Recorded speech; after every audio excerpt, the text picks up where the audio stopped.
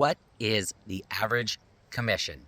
This is a question I get a ton of times, and to be honest with you, I can't answer it for you. Hey everyone, my name is Eren Millam with Premier Property Group. I'm a local agent here in the Lewis County area. So it would be illegal for me to tell you that there is some sort of average commission that people pay. But obviously you don't want to overpay and have your agent underdeliver. So I'm going to give you some better questions to ask so you don't have those feelings, okay? So the first question to ask is, how are you different from other agents in the area? Okay, so they can go over their marketing, their staging, what they do to get the house ready for sale, what they're gonna do for you as a service. So not every agent is the same. A lot of agents, and you have to be careful of this, a lot of agents don't put any extra money towards marketing. They just put it on the MLS and that's it. So a better question to ask, obviously, what are you going to do for me? What makes you different, better than all the other agents? Another question to ask is, what is your average list to sold price ratio?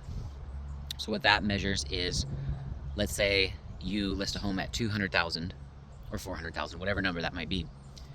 Do you routinely sell at 350,000, or do you routinely sell at 400,000 or maybe even above?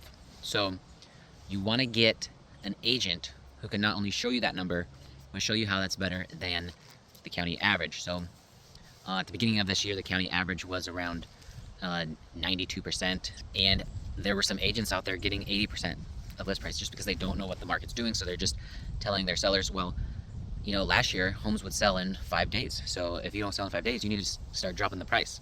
That's not the case. It's just a little bit different market.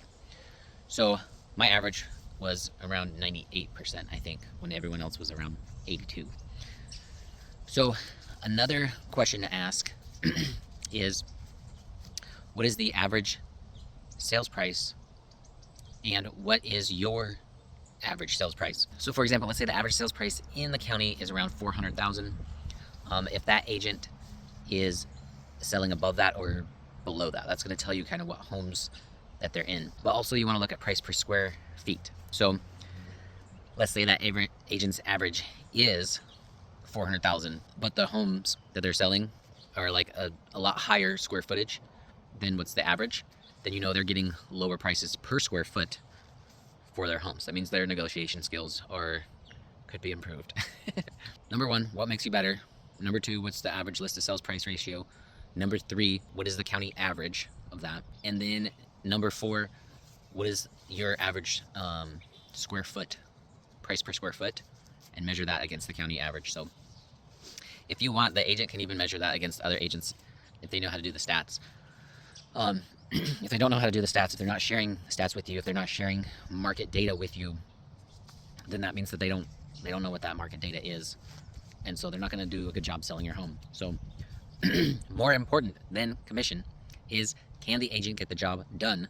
And is the service they're providing worth the commission that they are charging? And on top of that, do they have a skill set that's going to more than pay for their services?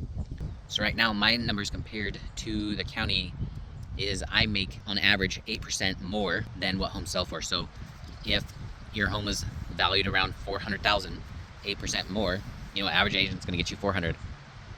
The 8% more that I get you is going to put you at 432. So those are some things that you need to consider, and that's more important than the commission. A great example of this is, let's say you are buying a ticket. You're going to fly from Seattle to New York for whatever reason. Usually the first class fares are a lot more expensive than the economy class. And look, you just want to get from Seattle to New York, right? So give me the cheapest flight, right? But if those tickets for first class are only $100 more, that's going to create a better experience for you on that passage. Now let's say you're trying to choose between airlines because they both promise to get you to Seattle or from Seattle to New York, but one promise is, not only will we put you in first class, but we're going to get you there faster. So that's the thing to decide is what's important to you.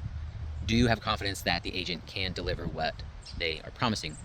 And in a worst case scenario, interview a couple of agents, see what they're offering and what they charge, and that's going to give you a good idea of what you can expect from their services. Just make sure you ask the qualifying questions you need to ask to make sure you can get through agents who overpromise and underdeliver. Hey, I forgot to tell you what I do here. My name is Eren Millam with Premier Property Group. I help people achieve financial freedom and security through real estate.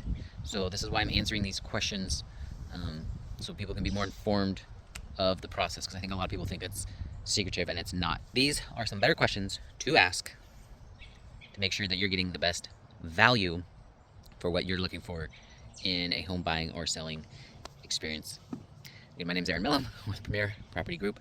Make it an extraordinary day.